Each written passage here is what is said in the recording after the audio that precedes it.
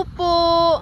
Isang mapagpalang araw sa ating lahat, guys.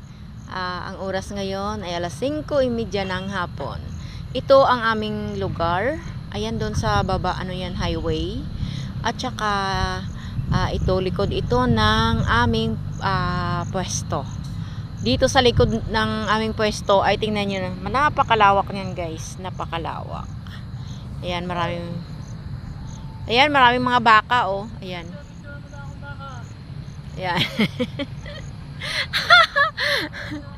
Si Paul sumisigaw. Ayun si Paul, oh.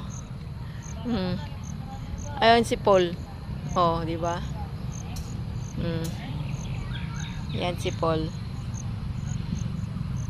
Maraming mga puno dito, guys. Punong mangga. Ayan, mga baka. Doon sa kabila, pagawaan ng hollow blocks.